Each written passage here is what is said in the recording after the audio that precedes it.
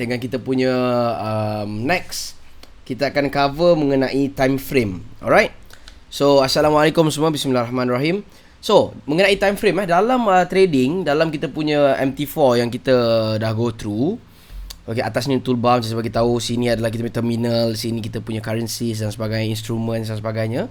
So selain pada benda-benda ni, korang kena tahu time frame adalah merupakan satu bahagian dalam trading yang sangat-sangat important tau. It's very important, sangat-sangat penting.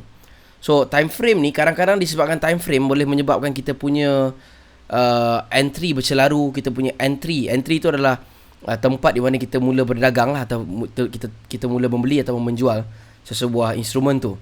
Okay, so kadang-kadang disebabkan time frame ni boleh membuatkan kita punya trading tu tak mengikut the realist trend dan sebagainya. Okay, so tak apa, nanti saya akan go through. Sekiranya korang semua rasa macam pening apa sekarang kan, okay, tak apa, saya akan go through. Alright, so dekat dalam MetaTrader 4 kita akan nampak ada beberapa dekat sini kan. Okay, ini antara waktu-waktu yang penting lah. Sebenarnya kita boleh je buat untuk 2 hours dan sebagainya. Okay, tapi saya akan go through. So dalam monthly, okay, kita kena ingat satu benda. Dekat dalam time frame ni, apa yang berada di atas ni bersamaan dengan berapa jam atau berapa lama yang ada pada satu candle. So bermakna dalam hal ni, dalam situasi ni, satu candle merupakan satu bulan. Okay, so maksudnya dekat sini ada berapa bulan, dah berapa tahun dekat dalam ni. Okay, kita tengok kat sini daripada 2007 sampai 2018.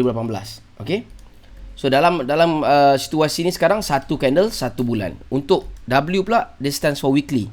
So yang tadi tu monthly kalau kita tengok sini monthly, this one is weekly. Weekly satu candle satu minggu, iaitu one candle one week. This one is daily, satu candle satu hari. Ini satu candle 4 jam. Okay, it's 4 hours. Maknanya satu candle ni bersama dengan 4 jam. H1 pula adalah satu candle 1 jam. M30 satu candle adalah 30 minit. M15 satu candle 15 minit. M5 satu candle 5 minit. Dan M1 satu candle 1 minit. So apa yang minit-minit ni? Ini semua masa yang diambil untuk lengkapkan satu candle. Maknanya satu candle 1 jam, 1 jam, 1 jam, 1 jam, 1 jam. Okay, kalau macam ni pula 4 jam, 4 jam, 4 jam, 4 jam, 4 jam. This one satu hari, satu hari, satu hari, satu hari. Okay, so saya harap anda semua clear. So untuk menjadikan satu candle monthly, kita memerlukan 4 batang candle weekly. Alright, so ada 1, 2, 3, 4. 1, 2, 3, 4 bersamaan dengan satu candle ni. Alright, yang tengah processing lagi lah, yang masih pending. Okay, untuk weekly pula, satu batang weekly memerlukan 5 batang daily. Sebab kita bekerja dalam trading ni 5 hari seminggu. Okay, sebab satu ahad dah tak ada, so dia 5 hari. Right, 1, 2, 3, 4, 5 untuk dapatkan satu ni. H4 pula adalah berapa? Sekejap, saya ambil calculator sekejap. So 4. Okay, untuk daily pula memerlukan H4 ataupun satu batang candle yang 4 jam ni memerlukan 6 batang 4 jam untuk mendapatkan satu daily punya candle. Sama pula dengan H4 memerlukan 4 batang daripada H1. Dan dalam H1 ni pula memerlukan 2 batang daripada M30. M30 pula memerlukan 2 batang daripada M15. M15 memerlukan 3 batang daripada M5. Dan M5 memerlukan 5 batang daripada M1. So basically itu saja untuk time frame buat masa ni. Excuse me. Okay. So di dalam kita punya kelas online ni, kita akan go through dia sebenarnya ada macam-macam jenis candlestick. Okay, ada macam-macam jenis dan nama, macam saya pernah bagi tahu dalam first kali kita punya video. So saya akan go through, tapi saya hanya akan pakai 3 saja candlestick yang penting. Okay, menurut kajian saya, candlestick akan saya sebut ni adalah candlestick yang berguna lah. So sebenarnya tak ada halangan untuk korang nak guna candlestick lain. Okay, korang boleh search untuk candlestick.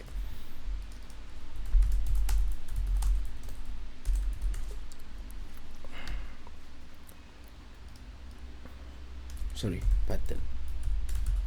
So korang boleh search kat sini candlestick pattern. So nanti korang akan nampak ada macam-macam jenis. Okay, kat Wikipedia pun ada benda ni. You see, so kita ada big black candle, kita ada black body, kita ada dragonfly, doji, kita ada macam-macam, okay? Tapi daripada yang macam-macam ni, yang daripada pelbagai yang ada dekat sini, kita akan tapiskan kepada 3 sahaja yang paling penting, okay? So, yang kita akan cover adalah 3 jenis. Pertama, kita akan pakai shooting star, okay? Shooting star candle. Kedua, kita akan pakai hammer candle. Ketiga, kita akan pakai inside bar candle.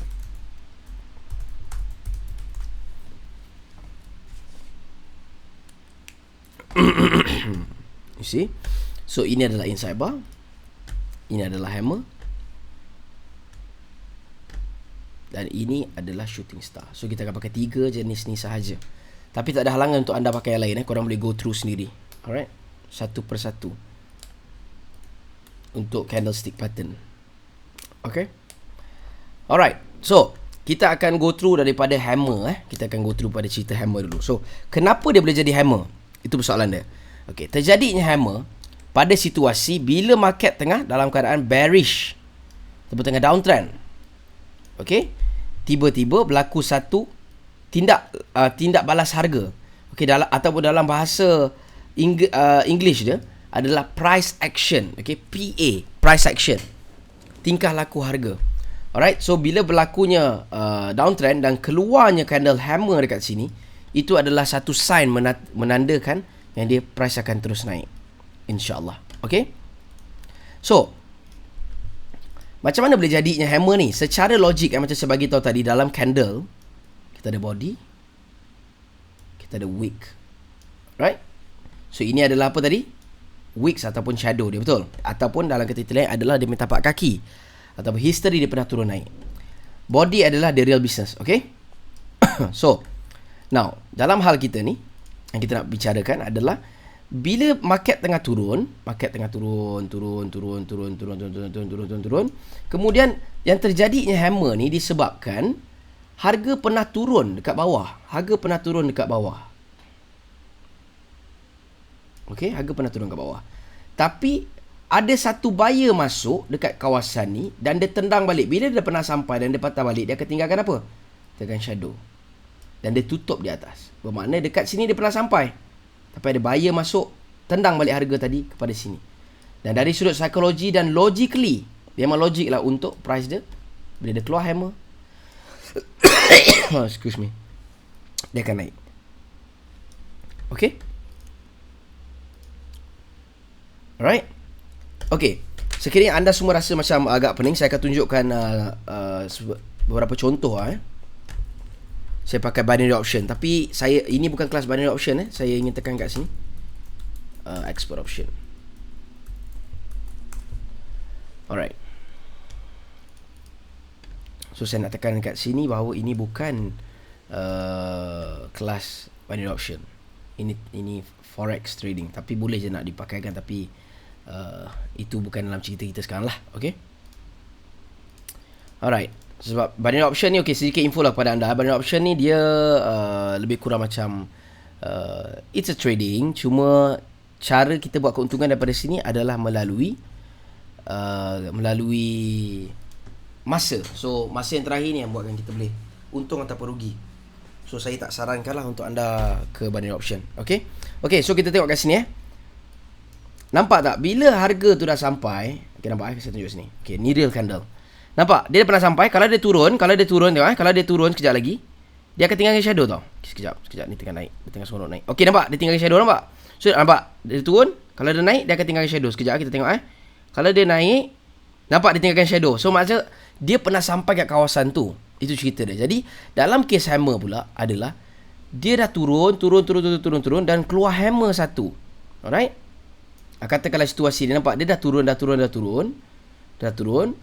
Dan dia dah pernah sampai harga ni, betul. Dan ada buyer tendang balik dia.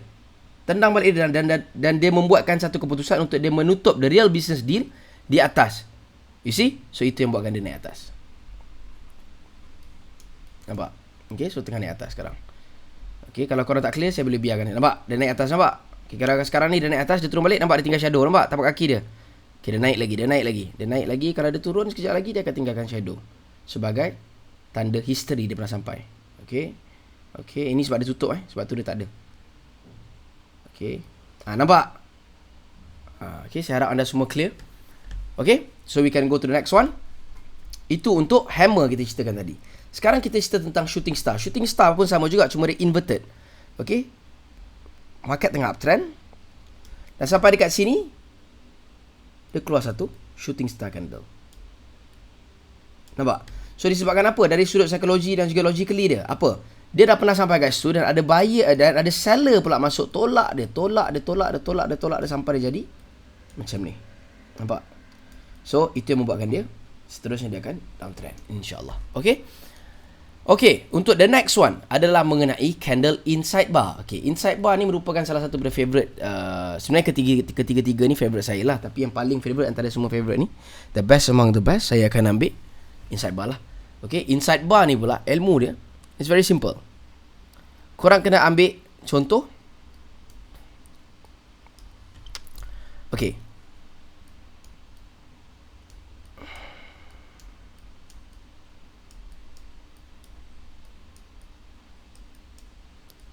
okay, inside bar ni macam mana boleh terjadi inside bar adalah pertama korang akan tengok keseluruhan cerita ni, keseluruhan candle ni kita panggil sebagai inside bar.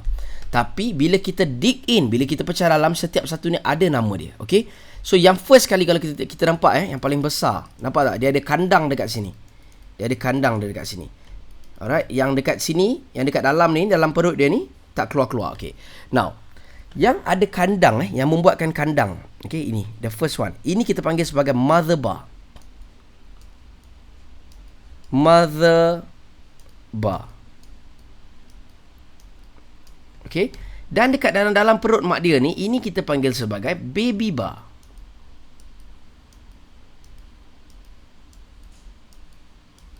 Okay, so nampak dia ada mother bar, dia ada baby bar. Okay, so itu saja dulu kita punya perkongsian mengenai 3 candlestick. Nanti saya akan masuk secara lebih detail macam mana cara kita nak masuk dan keluar menerusi setup ni. Okay, alright.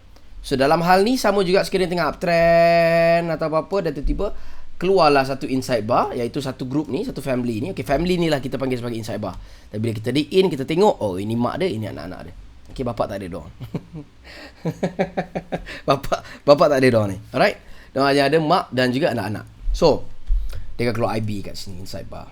Kemudian dia akan terjun, you see, ataupun dia akan terus naik. Okay, kenapa dia akan terus naik, semua kita akan cerita on the next topic.